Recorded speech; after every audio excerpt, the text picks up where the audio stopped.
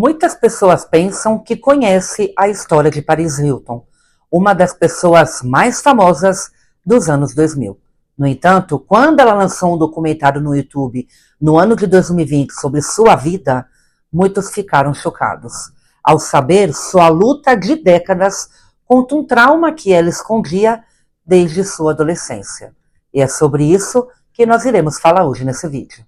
Se você gosta de adquirir informações e conhecimento e gosta de todo tipo de conteúdo, você está no lugar certo. Então, não se esqueça de se inscrever no canal se você ainda não for. Ative o sininho de notificações e é claro que já vai deixando aquele likeão para apoiar o canal, beleza? Recados dados, sem mais delongas e bora para nossa história de hoje.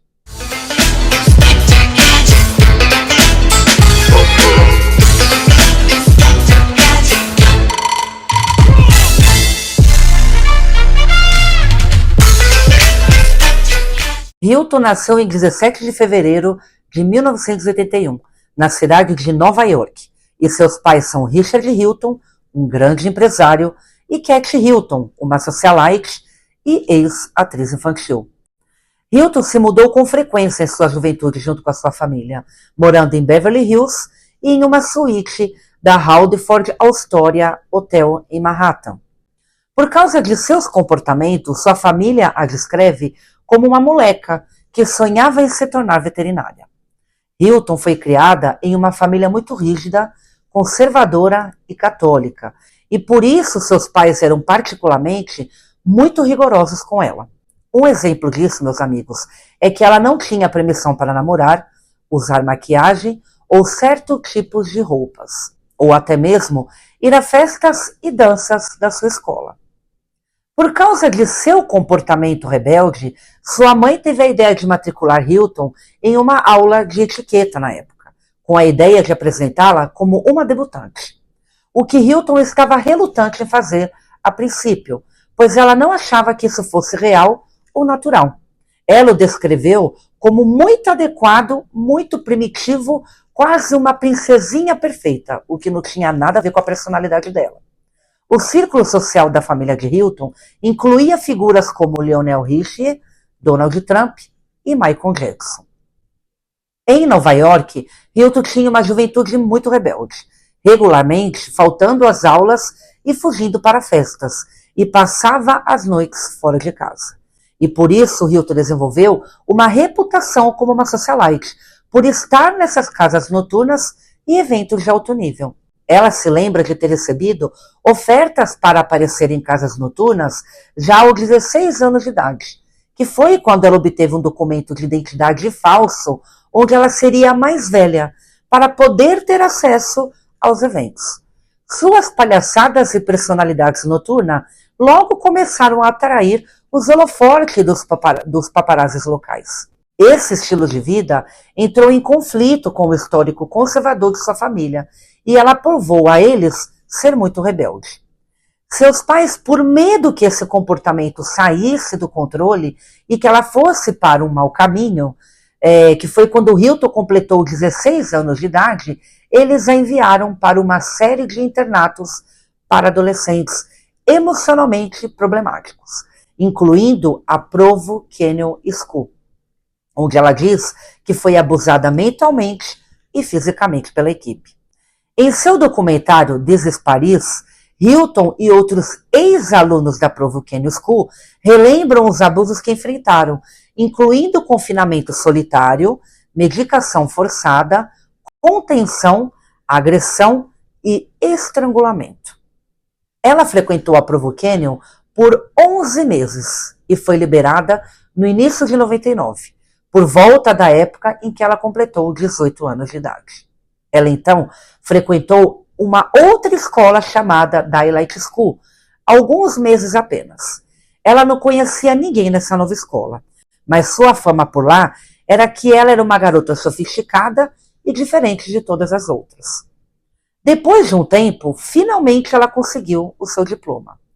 Hilton, em lágrimas, contou como ela foi acordada por estranhos em seu quarto, no meio da noite, quando ainda ela era uma adolescente, e levada à força para atravessar o país.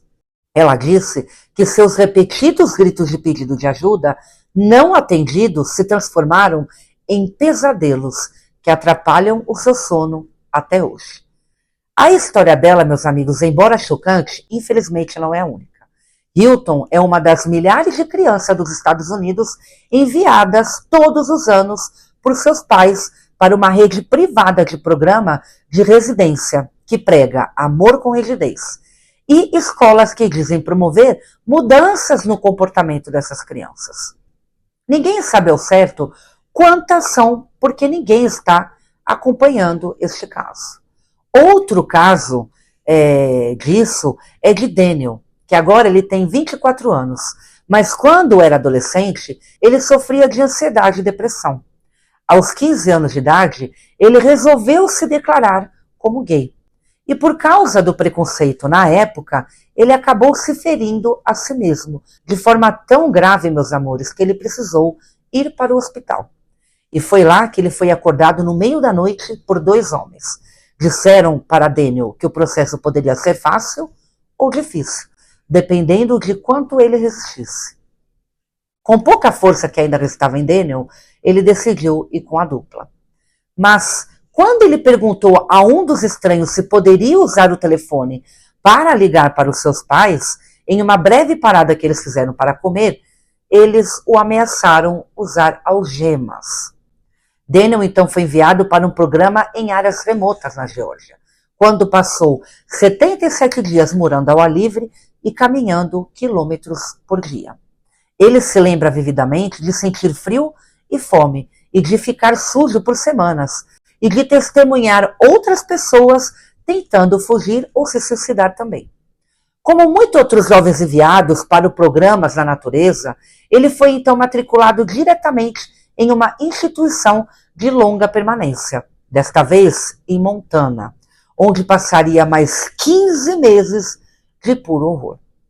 A indústria de serviço para adolescentes, considerados problemáticos, conhecida em inglês pela sigla TTI, abrange uma ampla gama de programas residenciais privados como estes, que visam modificar o comportamento dos jovens, mas na prática não é bem assim.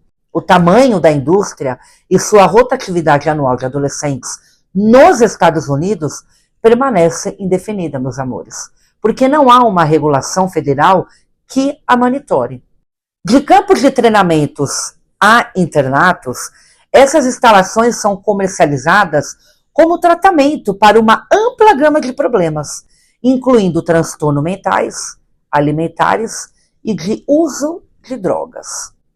As pessoas que pegaram Hilton e Daniel eram de empresas com serviços comercializados especialmente para famílias preocupadas com a reação de seus filhos ao serem inscritos em um programa assim. Os pais normalmente pagam milhares de dólares para que seus filhos sejam deixados com segurança nesses locais e em todo o país. Às vezes os pais são apresentados a essa indústria por terceiros, depois de sentirem que esgotaram os outros meios de obter ajuda para seus filhos. Então eles não têm escolha e eles acabam levando seus filhos para esses programas.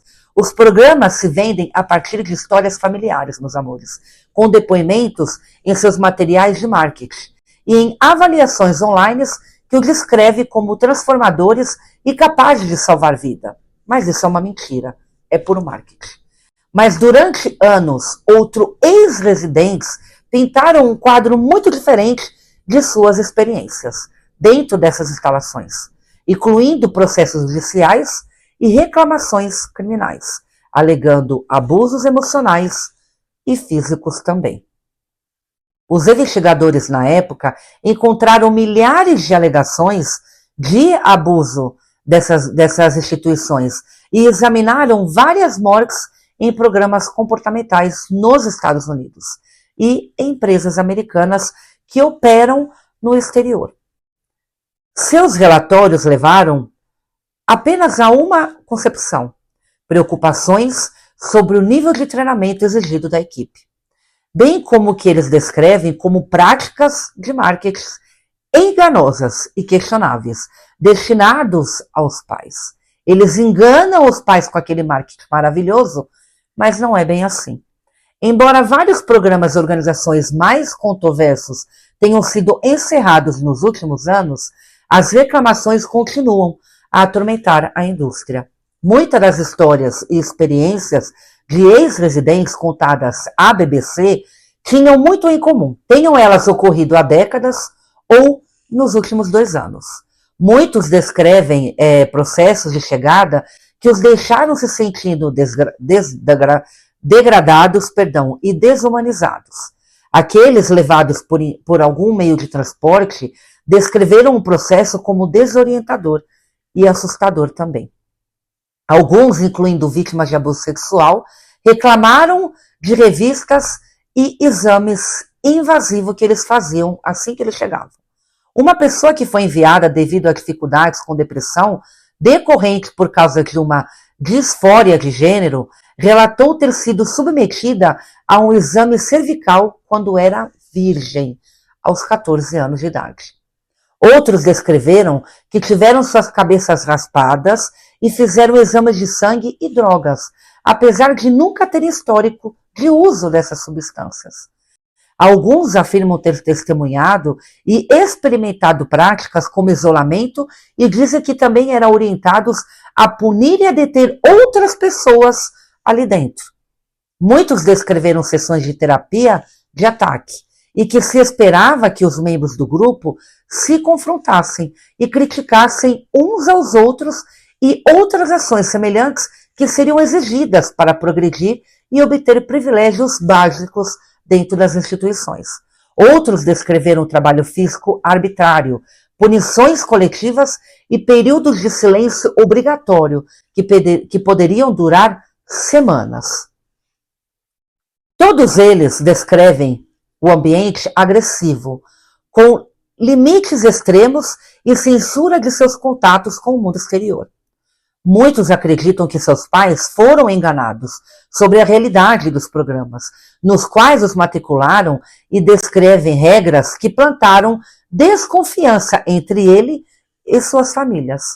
Alguns relataram danos contínuos aos relacionamentos e medos persistentes de abrirem sobre suas experiências mesmo depois de partir, por medo de serem mandados de volta ou serem desacreditados. A empresa Provo Canyon permanece, infelizmente, aberta.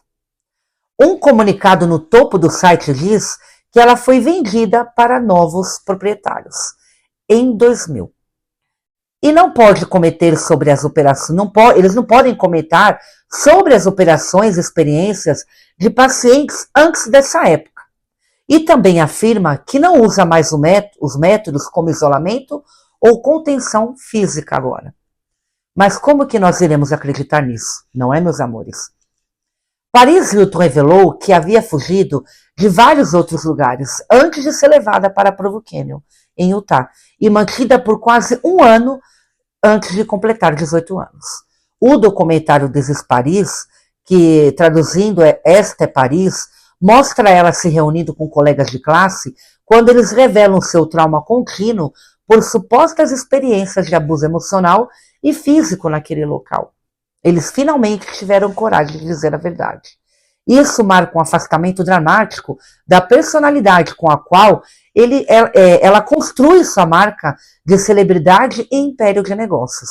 Embora sua história de adolescente já fosse conhecida entre aqueles que passaram pelo mesmo sistema que ela, eles dizem que ter alguém tão conhecido falando sobre o tema ajuda a dar credibilidade e na conscientização do problema.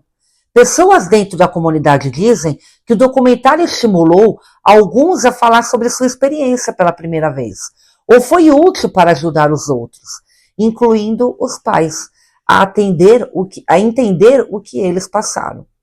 O termo Cold Silence, segundo os organizadores, é o nome dado à punição usada em alguma dessas instalações para controlar crianças por meio do silêncio forçado, com o objetivo de isolá-las do mundo afora, ou seja, socialmente. Uma das regras em muitos desses programas é que você não pode anotar o número de telefone ou o nome de ninguém quando sai. Ou seja, eles manipulam as crianças dentro e fora das instituições também.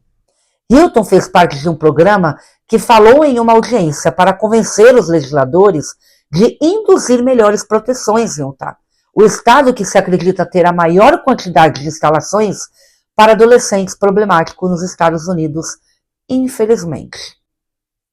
Bom, gente, eu não sabia desse trauma da Paris Hilton, né? A gente nem imagina quando a gente vê um famoso ali, né? Feliz, sorridente, né? A gente não imagina o trauma que ele carrega nas costas, né? Eu fico muito triste pela essa história de Paris Hilton. Realmente, existem muitas crianças que passam por isso e muitos pais são enganados, eles confiam os seus maiores tesouros num lugar na ideia de os seus filhos terem um comportamento melhor, né, etc. E acabam passando por isso. Acho que os pais depois devem se sentir muito culpados, né, por ter posto os filhos nesse tipo de lugar. Então é como eu sempre falo, pessoal, tomem cuidado, tá bom? Eu espero ter ajudado vocês de alguma forma com esse vídeo, tá bom? Eu espero ter alertado vocês. Comentem o que vocês acharam do assunto do vídeo, tá bom? Nos comentários, que é muito importante para mim saber a opinião de vocês, tá bom, pessoal? E eu vou ficando por aqui. Um forte abraço a todos. Muito obrigado por todo o apoio de vocês. Eu fico muito feliz por todos os comentários, tá bom? Porque assim eu vejo que vocês estão participando e gostando do meu conteúdo. E muito obrigado por todas as pessoas que estão se inscrevendo, fazendo a nossa família crescer. Assim são mais pessoas que eu posso estar levando a verdade, alertando e ajudando de alguma forma com meus vídeos, tá bom, pessoal? Um forte abraço a todos, que todos passem bem e a gente se vê no próximo vídeo. Beijo a todos.